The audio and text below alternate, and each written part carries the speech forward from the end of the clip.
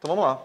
Então, seguindo, como eu falei para vocês, o sufrágio é um direito garantido também na Declaração Universal de Direitos Humanos e positivado no ordenamento jurídico brasileiro. Tá? Vocês estão entendendo, né? Eu espero que sim. Vamos lá. O voto. O voto, como eu falei para vocês, ele é um instrumento que garante sufrágio. E o voto no Brasil e alistamento eleitoral, como nós vimos lá em direitos políticos, ele tem 3 situações para o voto. Ele é obrigatório em alguns casos, obrigatório. Ele é facultativo e ele é proibido, no caso do Brasil, tá? Positivado aqui no ordenamento jurídico brasileiro. O voto ele é obrigatório, facultativo e proibido. Em que casos? Ele vai ser obrigatório para os maiores de 18 anos. Os maiores de 18 anos, o voto é obrigatório. Pergunto, todos os maiores de 18 anos o voto é obrigatório? Não, porque nós temos os maiores de 70. Beleza? E temos também quem? Os analfabetos. Tá? O voto e o alistamento eleitoral, ele vai ser facultativo para os analfabetos,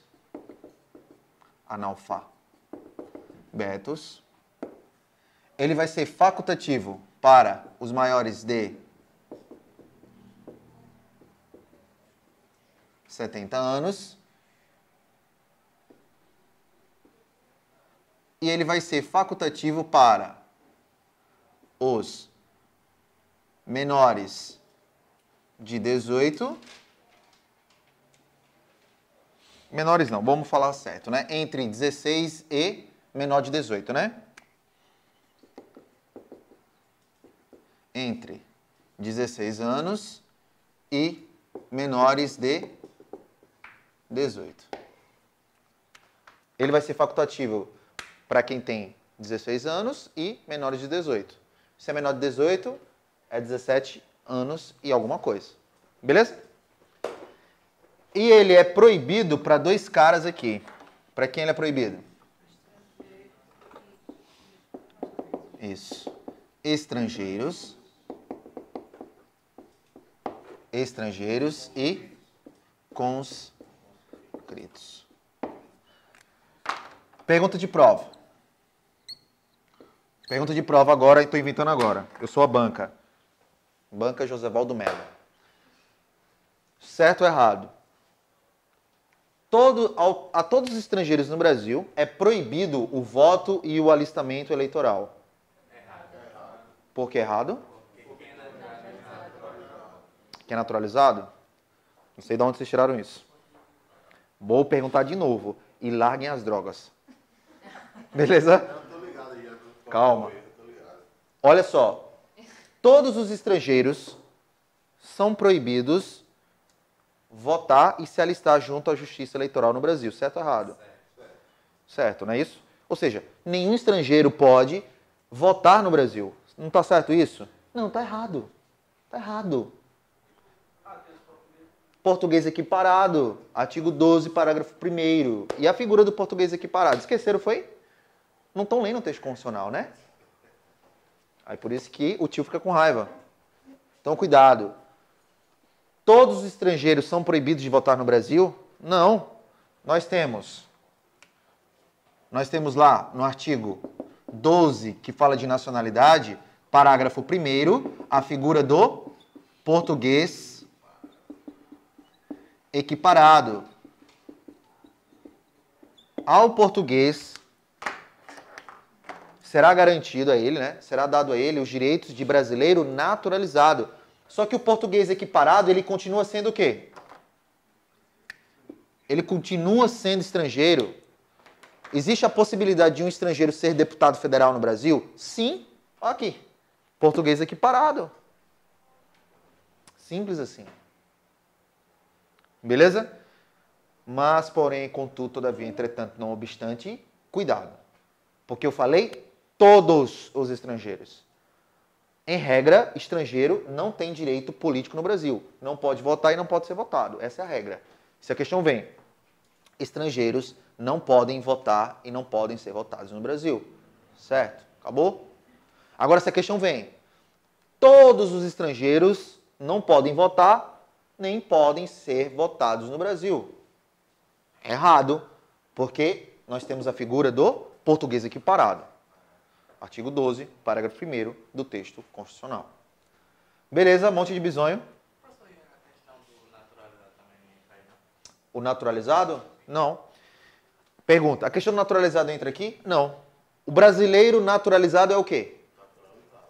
Brasileiro. Acabou. Não. A pergunta, ele não seria estrangeiro naturalizado? Não. Veja, eu sou, vamos lá, exemplo. Eu sou holandês. Nasci na Holanda. Vim pro Brasil, gostei da cultura brasileira. Porra, que legal, que massa. Vou ser brasileiro. Aí vou lá e peço ao Brasil. E sei lá, eu cumpri lá alguns dos pré-requisitos. Por exemplo, eu estou aqui há mais de 15 anos ininterruptos, sem condenação penal. Ó, Brasil, eu quero me naturalizar. Se eu digo que quero me naturalizar, eu estou falando assim, Brasil, eu quero ser brasileiro. Então, eu sou brasileiro. Ponto final. Inclusive, não pode haver distinção entre brasileiros.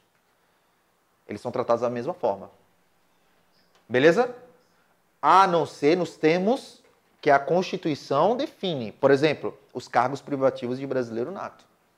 Os cargos privativos de brasileiro nato, eles são reservados para brasileiro nato, como o próprio nome já diz. Beleza aí? Cuidado com esse negócio na sua cabeça, porque aí você acha, é brasileiro naturalizado, então o cara não é brasileiro. Não, ele é brasileiro igualzinho a você. Ele pode ter título de eleitor, CPF, identidade, carteira de trabalho, habilitação, cartão de saúde, SUS, pode o que quiser. Vereador, ele pode ser vereador, pode votar, pode ser votado. Mas ele, por exemplo, ele pode ser presidente da República? Não, não pode. Mas ele pode ser senador da República? Pode. Ele só não pode ser presidente do Senado Federal. Beleza? Bom, vamos avançar.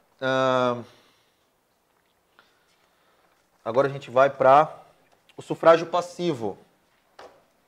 Aqui no Brasil, tá? O sufrágio passivo.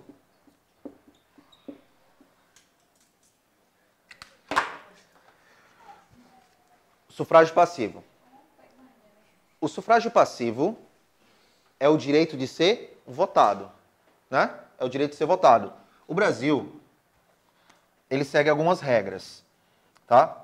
O Brasil vai seguir algumas regras. Por exemplo, a nacionalidade brasileira, deve ter a nacionalidade brasileira para você ser votado aqui no Brasil. Então, o brasileiro naturalizado pode se candidatar a cargo eletivo, tá? Inscrição junto à Justiça Eleitoral, domicílio eleitoral no local e idade mínima. Vocês estão lembrados dessas características? Né? Sufrágio passivo. Requisitos. Requisitos. Vamos lá. Requisitos. Nacionalidade. Olha aqui, ó. Nacionalidade caminhando lado a lado com o direito político. Por isso que é importantíssimo esse direito na Declaração Universal de Direitos Humanos, tá? Nacionalidade. Ele diz: inscrição junto à Justiça Eleitoral, domicílio eleitoral,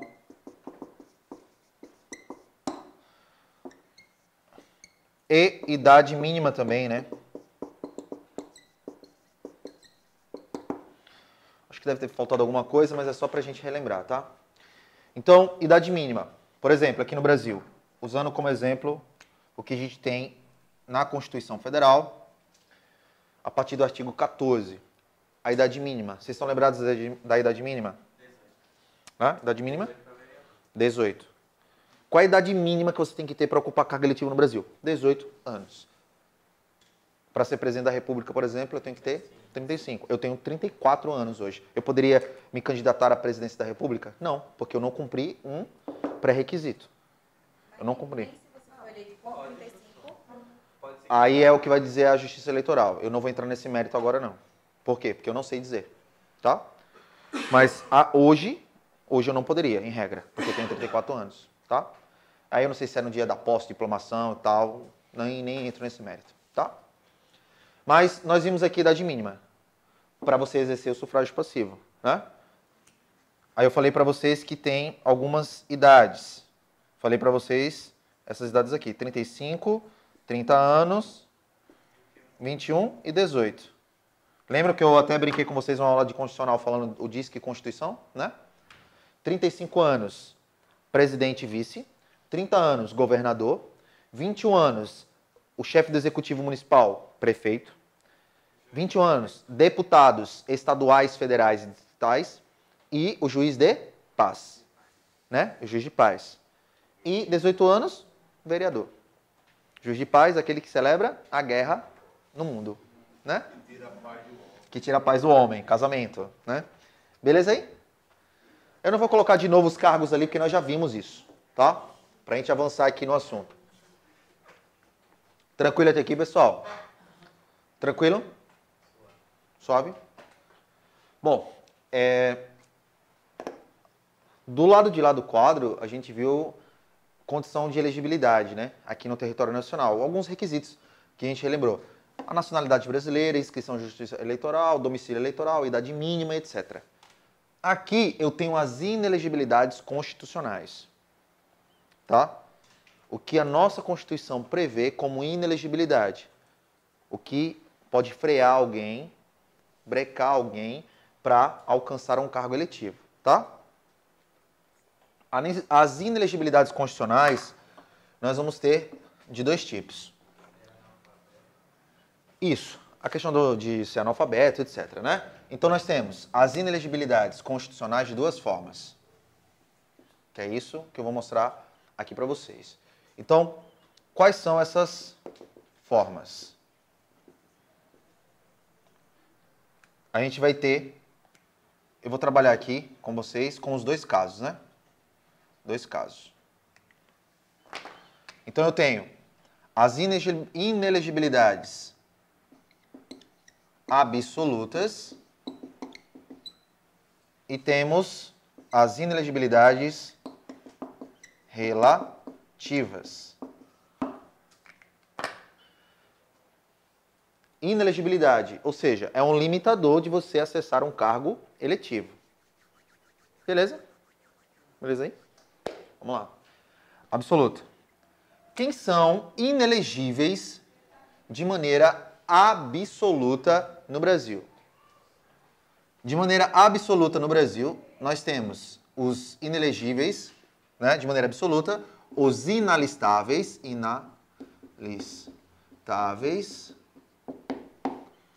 e quem mais? Analfabetos. Beleza? Nós temos os inalistáveis e os analfabetos são inelegíveis de maneira absoluta. Não podem ocupar cargo eletivo. Mas cuidado com o analfabeto. O analfabeto, ele é inelegível, mas ele é alistável. Ele pode votar, ele só não pode ser votado. Beleza? Quem são os inalistáveis?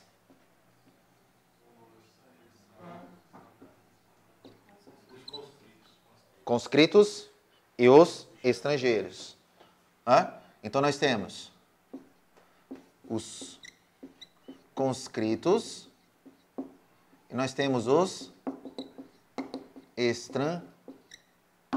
Eu vou abreviar, tá? Mas vocês escrevam tudo aí para não se perder depois, tá? Para depois não pensar, o inalistável são as pessoas estranhas, né? Não ficar com um bizonhice na sua cabeça. Anote tudo.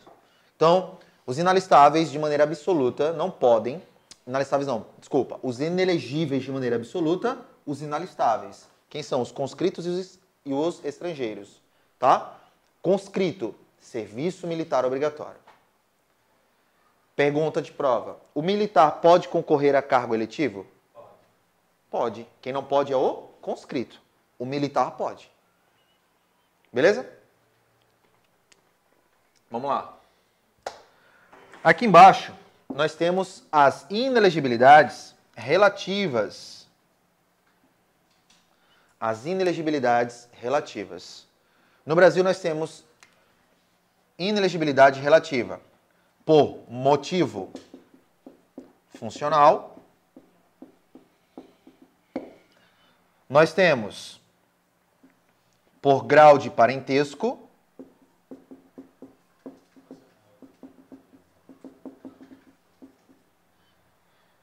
E nós temos a condição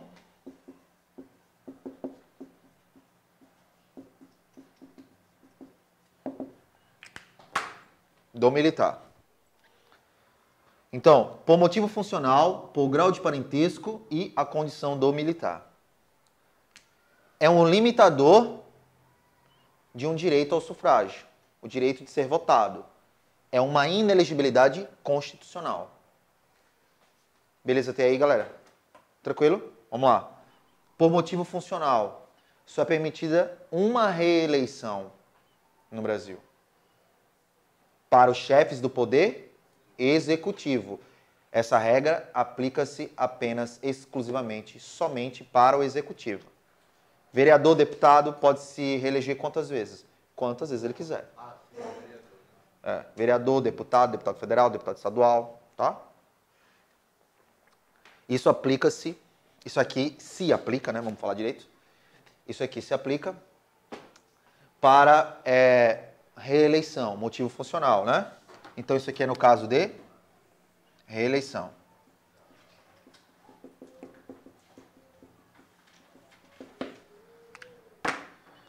No caso de reeleição. O chefe do executivo, que está no segundo mandato consecutivo, né? Ele já está na reeleição. Ele pode concorrer a outro cargo, tipo o Renan Calheiros, o Renanzinho aqui. Ele está no segundo mandato. Está no primeiro e vai concorrer ao segundo. Aí vamos lá, vamos supor que ele ganha. Aí ele vai para o segundo. Aí daqui a 4 anos ele tem direito à reeleição? Sim ou não? Não, porque ele já está na reeleição. Mas ele pensa assim, porra, eu não tenho direito à reeleição, mas eu quero me candidatar a deputado federal. Ele pode? Pode. Mas ele tem que renunciar 6 meses antes. Beleza? Renunciar 6 meses antes. Tranquilo aí? Dúvida, Yuri? No caso do JHC, no caso, ele pôde ir para presidente, porque no caso não pegar o mesmo que ele é hoje. Tipo, hoje ele é deputado federal e estadual. Você diz o JHC, deputado aqui em Alagoas. Hoje ele é deputado federal. Hoje é deputado federal. Federal. Aí, no caso, ele queria ser presidente, no caso. Ele é presidente, não, Prefeito. Sim. Ele queria ser prefeito. Como o cargo que ele ocupa é um cargo do legislativo, ele não precisou renunciar. Ele não renuncia. Tá? Agora, se fosse o contrário, ele fosse prefeito aqui e já estivesse no segundo mandato, ele renuncia 6 meses antes. Beleza? Bom, nesse exemplo aí, bem específico, tá? Por grau de parentesco, nós vimos parentes até o segundo grau, tá? Parentes até o segundo grau.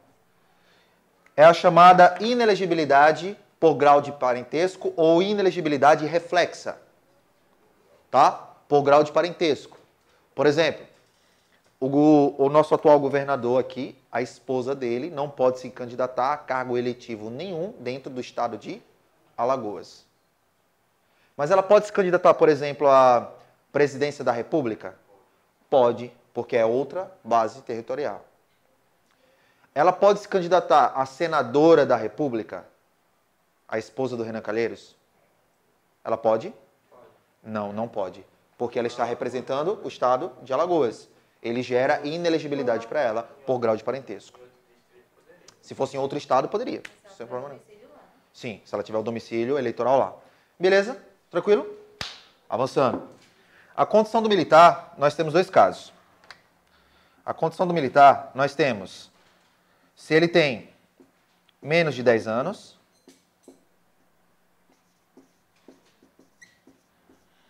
E se ele tem mais, né, vamos falar direito, mais de 10 anos. Se ele tem menos de 10 anos, ele pode se candidatar a cargo eletivo? Pode. Mas ele tem que afastar-se do cargo. Ele tem que afastar-se do cargo. E se ele tem mais de 10 anos, ele tem que ser agregado pela autoridade superior.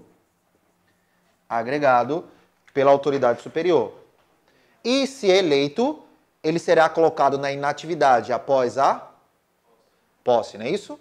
Não, errado. É após a diplomação. Cuidado com esse nome. Por quê? Porque é o que diz o texto constitucional. É após a diplomação e não após a posse. A diplomação ela ocorre antes da posse. Tá? Primeiro o cara é diplomado, depois ele toma posse do cargo eletivo. Isso ocorre normalmente 30 dias antes. Beleza? Os casos de inelegibilidade relativa. Tá. Esses casos que eu coloquei aqui, eles são um rol exemplificativo ou são um rol taxativo? Rol taxativo? Não. Cuidado também com isso em prova. Isso daqui é um rol exemplificativo. Por quê? Porque lei complementar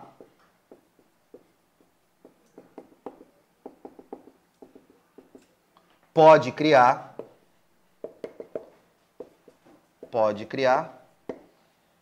novas inelegibilidades. Inelegibilidades. Agora.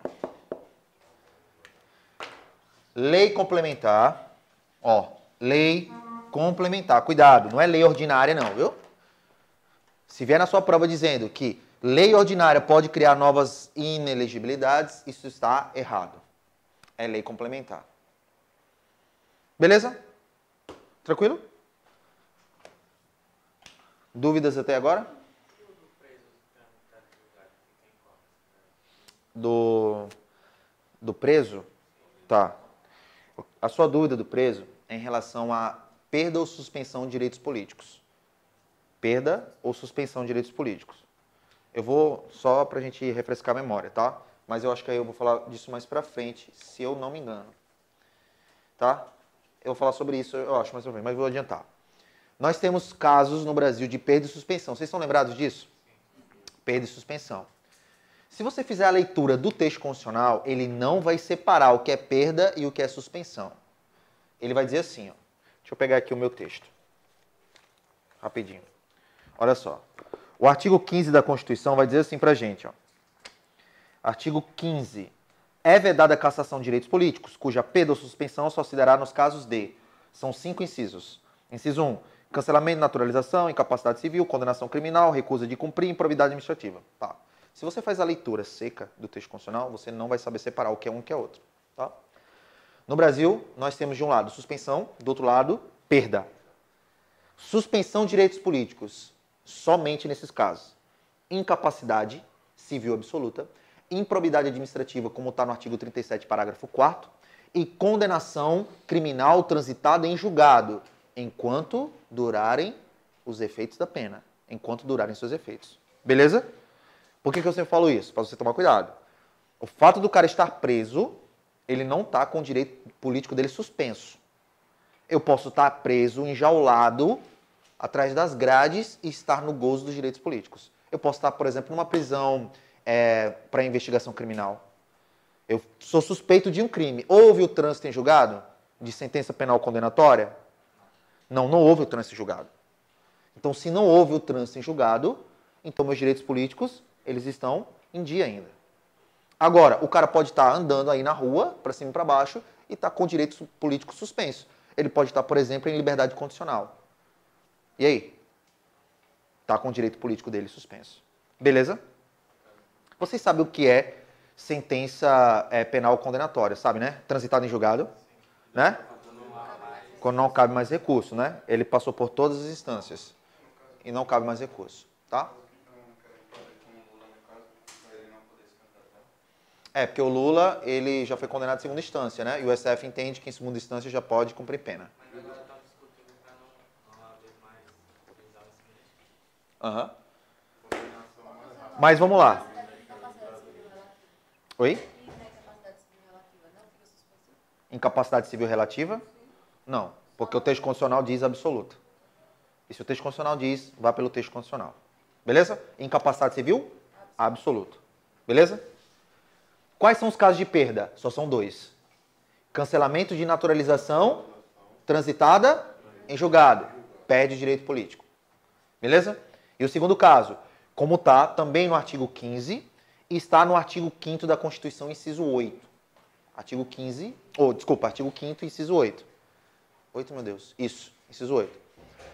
Recusar de cumprir obrigação a todos imposta e eximir-se de prestação alternativa fixada em lei. Isso aí é o quê?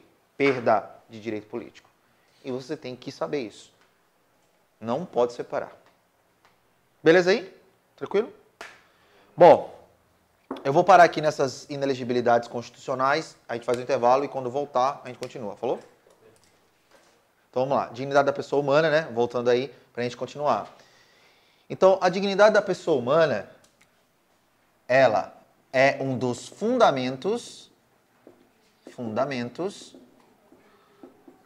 da República Federativa do Brasil. Beleza? Ela é um dos fundamentos da República Federativa do Brasil. E você vai encontrar isso daqui no artigo 1º, só se de. Artigo 1º, inciso 3 da Constituição Federal. E a dignidade da pessoa humana possui o mais alto valor, isso é bom que você saiba, axiológico. Axiológico. É um termo que pode ser utilizado e pode aparecer na sua prova. O mais alto valor axiológico. O que é o mais alto valor axiológico? Significa o mais alto grau de importância, tá? Lembrando que não há hierarquia entre as normas. Não tem um que é mais importante. Importante não é bem essa palavra.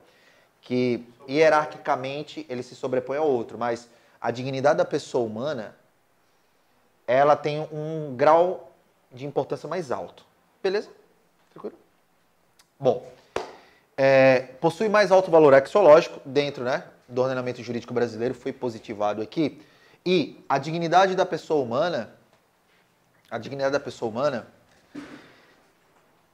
dentro do ordenamento jurídico brasileiro, não é apenas estar vivo. Não é meramente estar vivo.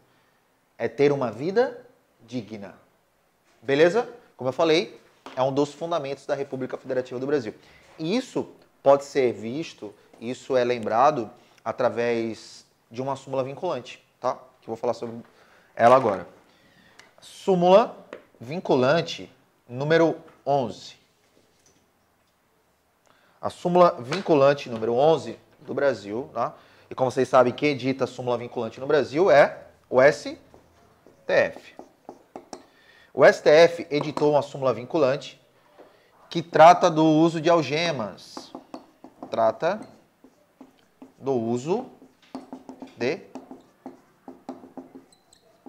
algemas. Beleza? Então, a súmula vinculante número 11, ela está atrelada diretamente à dignidade da pessoa humana.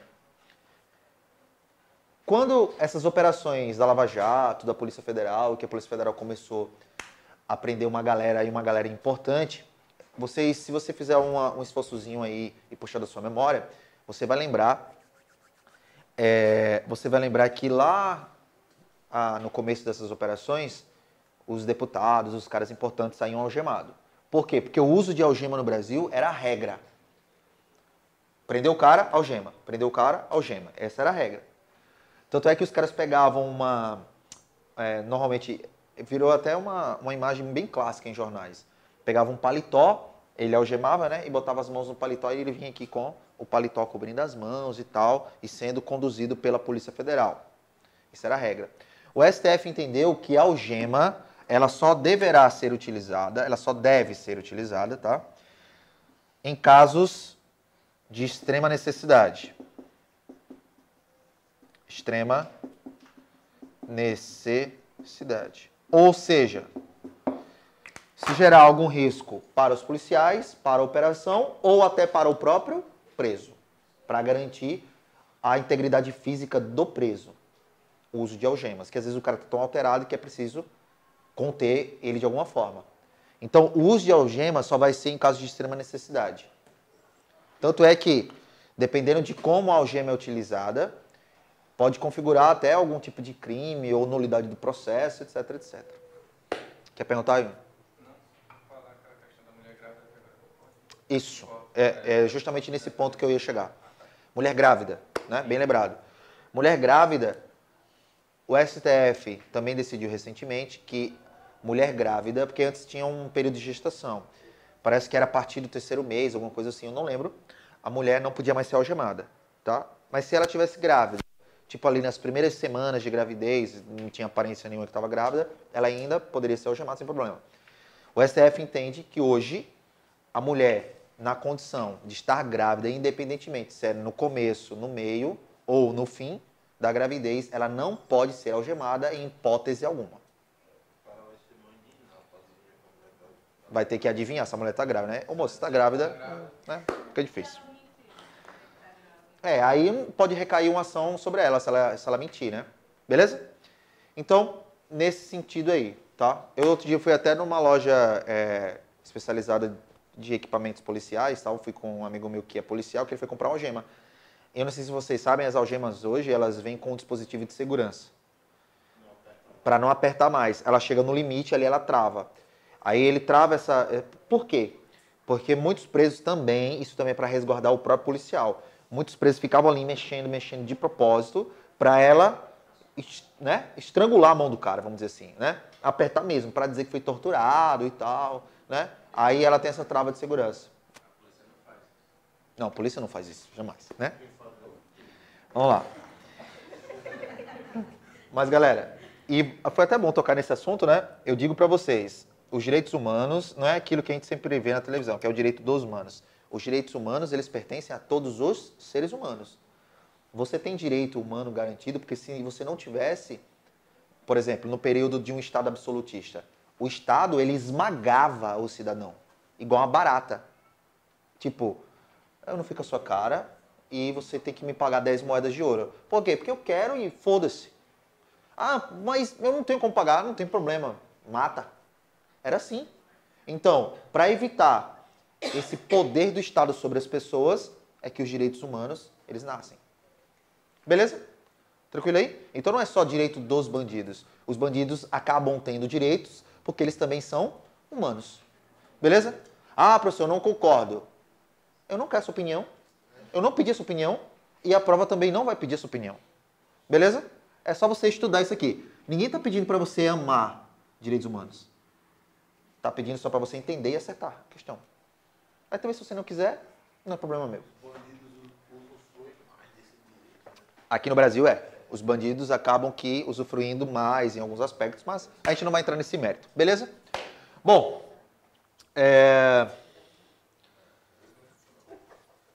outra coisa que eu acabei esquecendo. Essa súmula vinculante aqui, ela vincula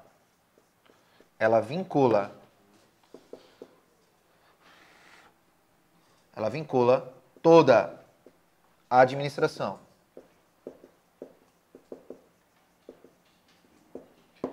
Ela vincula toda a administração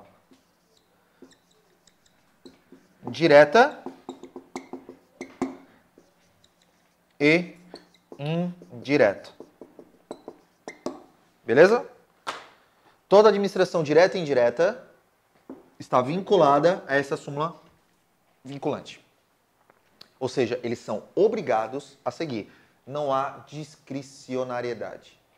Tá? Não vai usar algema? Não, não vai.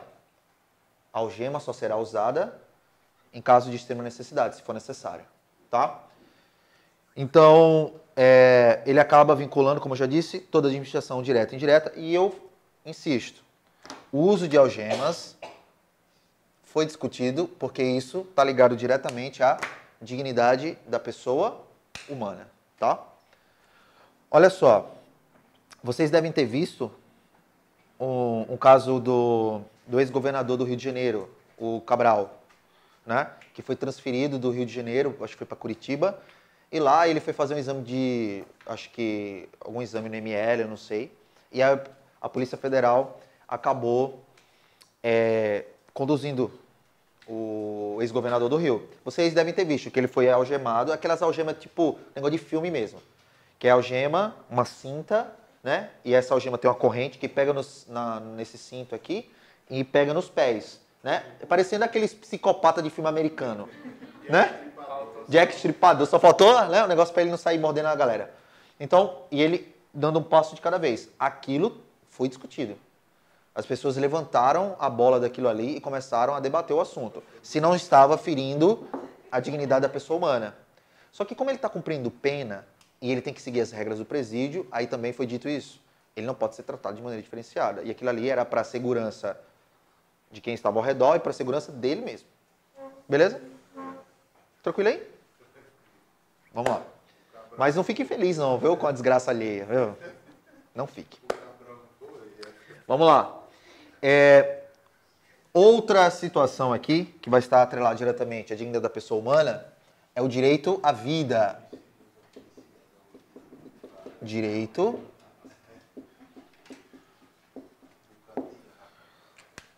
à vida. Tá?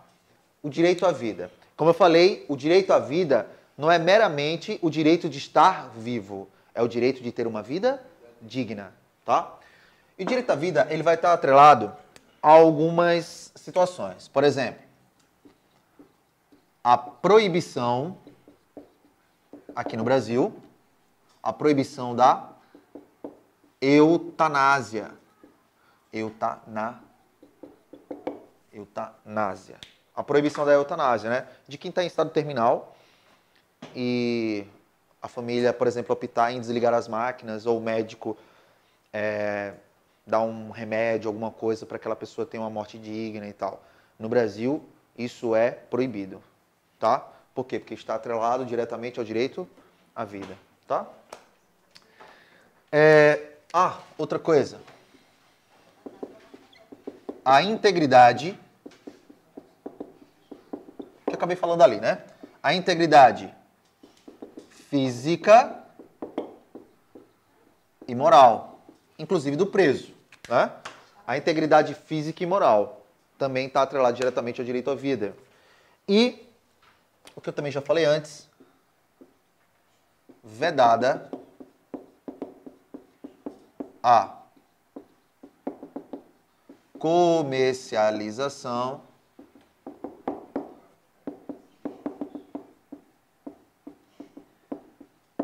de órgãos.